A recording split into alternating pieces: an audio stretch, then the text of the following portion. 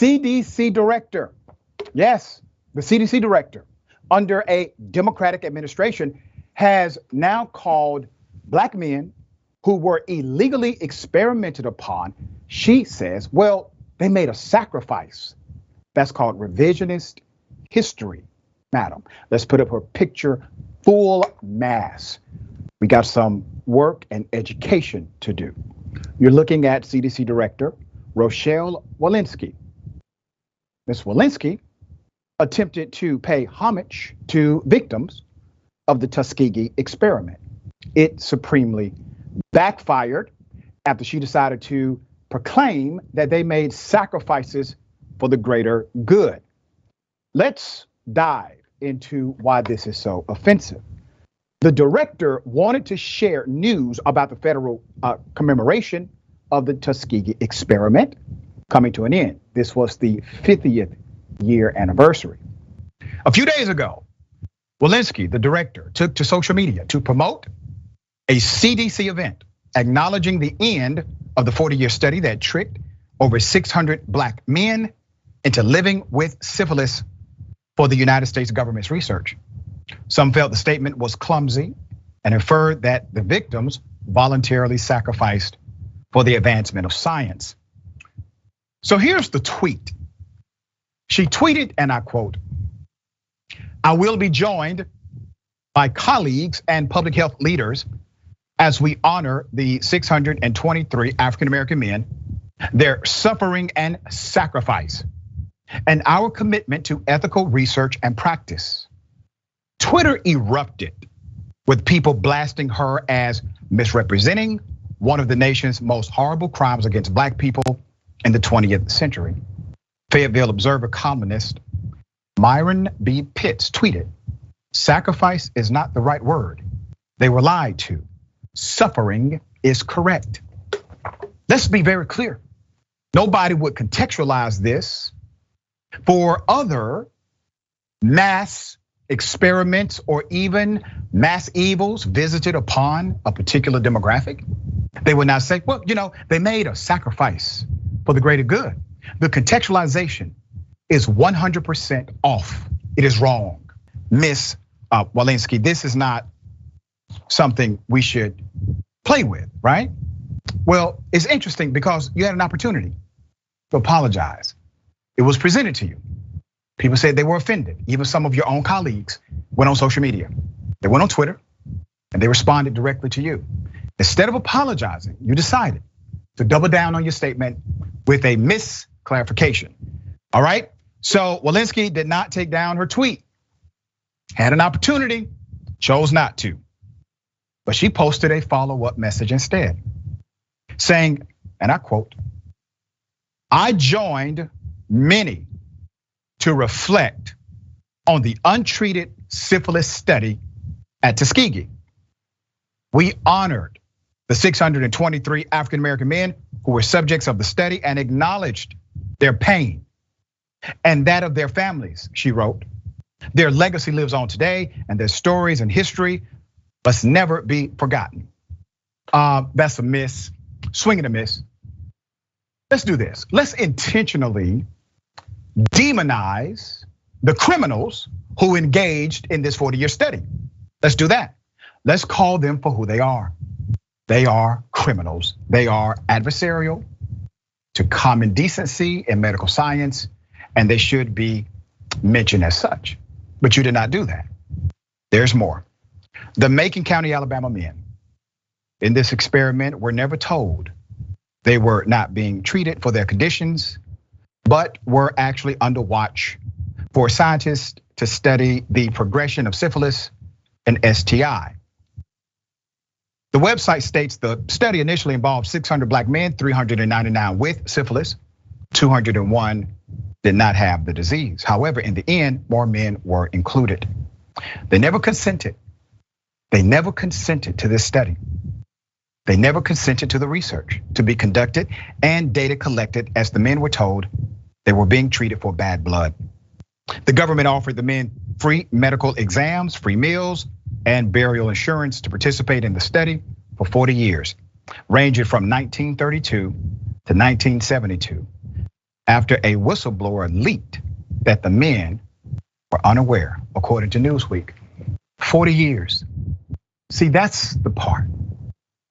For 40 years, individuals with medical degrees, for 40 years, people who took an oath to do no harm, 40 years, they engaged in this kind of experimentation against black men. But it wasn't only against black men. Don't stop the story there, madam.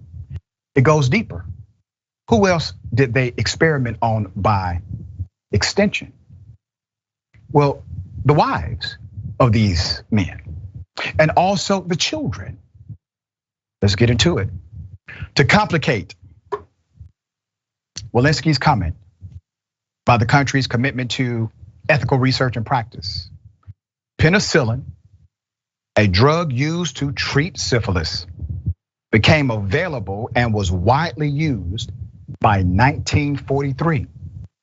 But researchers refused to administer the cure to the very black man that gave it to them. Refused to administer the cure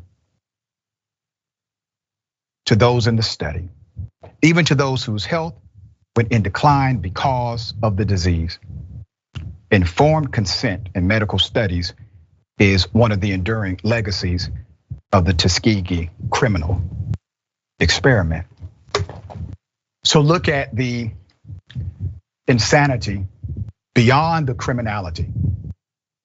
The black men experimented upon, their families have to endure this, they are lied to, and then there's a cure.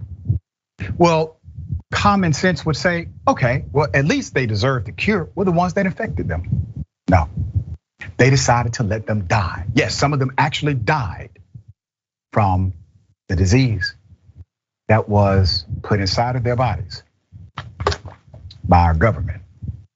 Many say this study, the extraction of miracle cells from Henrietta Lacks and the practices of women during slavery to further the gynecological research are but a few reasons why black people remain distrustful of American medical practices.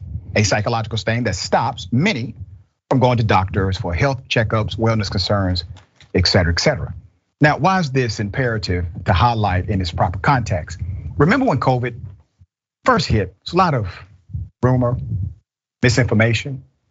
And some people cannot understand why individuals, especially in the African-American community, were so, let's say, hesitant about the shot, the vaccination. Well, there was a reason. Even though I disagree with the conclusion of that particular sentiment, I understood the why. The why was important. This is part of the why.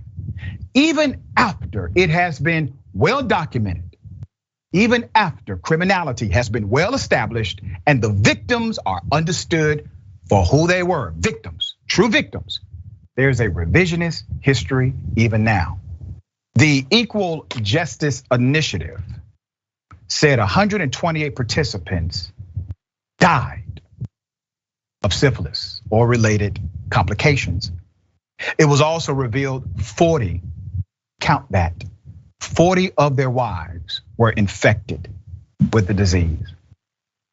And 19 of their children were born with congenital syphilis.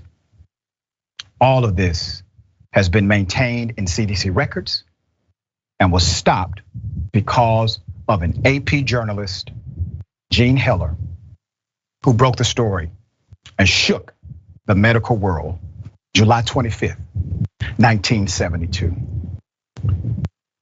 Madam Director, if you're gonna tell the story, damn it, tell the whole story. If it had not been for the whistleblower and that journalist at the AP, either A, you would still be doing something like this as an agency, or B, never would have told them or the American public what went down. Please exercise a level of decency as it relates to one of the worst medical tragedies visited upon black folk in this country, and apologize for how you decided to contextualize this matter. A sacrifice is a willing commitment. What they went through was a criminal act. All right, Max, thoughts here. I think Dr. Walensky has said some thoughtless stuff before, but this is really, to me, an object lesson that a lot of smart people with all of these resources available to us today, and they know a lot of the facts of Tuskegee, but they're still missing the meaning of why it matters, why this was so wrong. I mean, this was, as you said, no voluntary sacrifice. This was human experimentation, a human rights abuse. They weren't given consent forms. They weren't given knowledge of what was happening. And this destroyed generations of Black families. And there is still, with Walensky's words, an acknowledgement of the cold facts, but not of the actual reality of what this cost our country and what this cost these families. And there's still clearly a lot of learning that needs to be done. Yeah, and for context, Bill Clinton, when he was president, he apologized on behalf of the country and the CDC.